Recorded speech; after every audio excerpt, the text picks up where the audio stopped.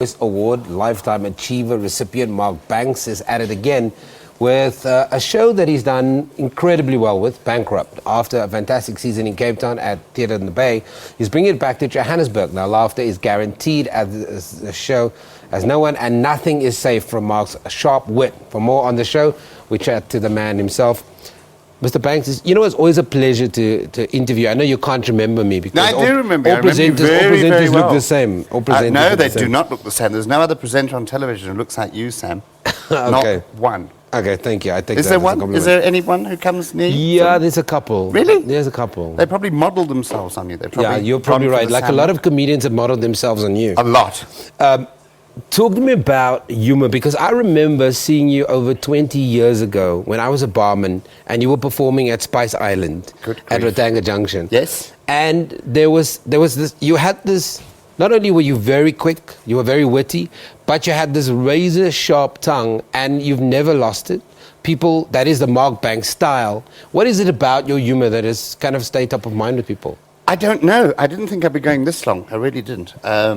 Every show I do, I treat as the last show, which is what they say you should do. You're as good as your last show. I try and stay current, which in today's news, worldwide, not just South Africa, you could have a new show every day. In fact, There's so much going on. Oh, my goodness. Well, I mean, you read it, don't you? You read every day when you read it. I see you some mornings just flabbergasted. You can't believe what's going on. The show we had 3 weeks ago is completely different to what we're doing now, so I stay ahead of the news, but I also listen to what people talk about. Sometimes what the news is saying and what people are talking about are two completely different things. Yeah. So I like to see life through the eyes of a Easter weekend bus driver, perhaps, who's in a bit of a hurry to get home, and now he can't because of the strike. The Easter weekend will only end next week, so it's already out of kilter. And then next week is a long weekend, and the weekend after that is another long weekend. So but that keeps it fresh for you too, because Bankrupt has been around for a while. Yes. And and the fact that you're able to be so topical. Yes. And you obviously, when you're doing the performance, you're watching people and their reaction to, okay. Yes. Those are the issues at the moment. Yes. We've done the updated version of Bankrupt. We're at the Peter Turin Monte Casino Theatre, where you get everybody from the whole of Joburg. It's not just exclusively northern suburbs or southern. You get everybody. West Rand, East Rand, Pretoria. We had somebody in last night from Polokwane.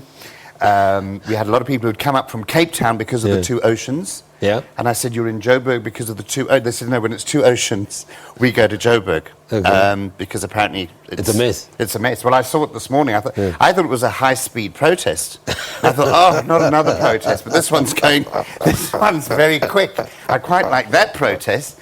And they said, no, it's race. I said, yeah, well, that's what protests all about, is race. And they said, no, it's the two oceans race. People from Cape Town coming to Joburg for the two oceans because they wanted to get out of Cape Town. Because it's crazy. Obviously, they don't like the idea of 65. And the wind speed's up. It's about 45 kilometers an hour. In really? Cape Town. Yeah. Did Phil tell us that this morning? Phil told us that this morning. It was down from 10 kilometers yesterday. Yeah. I thought that. Are you going to include that in your show tonight? No, it's already old news by tonight. It's already... Phil looked very nervous this morning reading the weather. I was very nervous when I see Phil. I started off the show by asking Phil if weathermen ever got it wrong. Maybe that's They do all the time. But he also he's very nervous. I don't know what he knows. He obviously knows something and he's not telling us. It's a very bad sign to see a nervous weatherman. Damn. I've got to ask him what the nerves are about. I'll ask him on the show. I'm always too scared. Even at the car, I saw him getting coffee this morning. Very nervous. I thought, and there's a bit of a cloudy sort of development on his face. I don't know what's going on there with Phil. I don't want to get into that. No. Can you give away, what are some of the stuff you'll be talking about tonight? We do giveaways. We're giving away a satellite dish. Wow. We're giving away a lounge suite next week. And then the week after that, we've got a life subscription to Country Life magazine. And we've got chairs in the theatre that we give away every now and then. But I always feel sort of added value. People must go away with something. And we look at we look at South Africa, present-day life in South Africa, away from politics, away from all the things. Yeah, Barry was saying this morning that he doesn't do politics. Barry? Barry Hilton. He was on the show this morning. And now I'm on. And now you're on. Yeah, we've got all the legends in today. Was he on? He was all on right? earlier this How's morning, he doing? Comedy's booming. I think they're on in the main theatre. Yeah, he's with the Big Five, with Stuart Taylor. Yeah, Yeah, he's one of the big five, but he's not as big as he used to be. he's slimmed down a lot. He's slimmed down a lot. Yeah, he's no Comedians longer, are doing that he's no now. longer as fat as he used to be. No. Can you say that, fat? Can you say Barry Hilton? I don't mean fat, What's fat? F-A-T, I mean P-H-A-T. Oh, PH80. As in fabulous. Fat Joe. Yeah, Yes? as in that. Has he been on the show? No, he has never been on our show. Never. Never. Oh, fantastic. I like the show. And I interact with the audience. I interact with people-wise. Where are you from? What do you do? People sort of first get inhibited. But it's amazing where people come from and what they do. But you're so these days. relevant, though. People's, there's something about your humor. I just don't know. I don't know if do comedians have a formula? I think so. Some Do of you them. have a formula? Yes, I have a formula. I like to go near the edge. I like to go near the edge of issues, but not quite over the edge. But just to make people think, because people at present, politics fills one's How do you know you head. haven't gone over the edge? How do you know? That's a question for my director. You know, How do when you know? you know when you're going over the edge, the audience will tell you when you're going over the edge. Okay. The audience tell you. And we've started to get an audience of hecklers and an audience of no, don't go there, stop that, which we never used to have. Okay. Comedy in the past 5-6 years is the biggest growing industry in the country. Comedy is the biggest growing industry in the country after tuck manufacture. I think that's one of the biggest. Tuck manufacturers and palisade fencing. I think third is comedy. So that's quite a nice mix, isn't it? Sort of palisade fencing. But the other thing with comedy that I funny enough, I picked up a little bit earlier. My other conversation is now that it's gone genre specific. You've now got comedians that only do a particular genre. Yes. We have Zulu lineups. Zulu comedy, 99% Zulu, is all Zulu comics, obviously performing to a Zulu audience. I don't think there's a large coloured audience going to see it, or a large, what was that today? Hip-hop, Afrikaans hip-hop. How fearless is that? Yeah, that's Afrikaans That's hip-hop. David Cromer. That's like Zulu Scottish dancing, isn't it? You just think, is it David Cromer? Yeah, Oh, he produced my South goodness Africa's gracious first me. hip-hop musical. And I'm sure it'll be the last. Let's hope it gets out of Oatshorn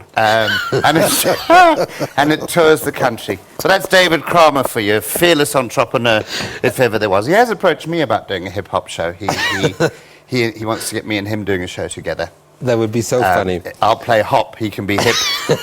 He seems to be shrinking, doesn't it? It's like those New Guinean, those people that shrink heads, those head shrinkers. His head, so even the hat was sort of falling Mark over. Banks, are you saying that David Cromer is shrinking? Yes, he's shrinking. I think something terrible is happening to him. I think that I was looking at him in that hat. Even the hat is sort of floating over his head. I don't know whether it's just for Oatshorn or I don't know what was going on there, but I was very pleased I watched it. So, you obviously got a beef now with David Cromer. No beef at all. We're very, very good friends. When- In fact, David Cromer and I, we are like this. We are. We've both got arthritis. No, we don't. We're running for quite a while at Monte Casino. Yeah. We're on every night. Yeah. For the next couple of weeks, 5 or 6 weeks, upstairs in the studio theatre. Wow. And we have matinees. We're going right through the weekend. We do shows on Saturdays and Sundays. Do you still physically enjoy so many shows? Love it. I love performing.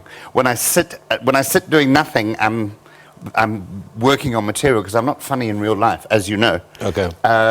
But I write ideas down all the time, which is no end of problems for people in restaurants. Restaurant management think I'm a food critic because I'm always sit in a restaurant making notes. They think I'm writing terrible things about the restaurant. But Mark Banks, always a pleasure to have you in studio. He's at the Peter Turin studio.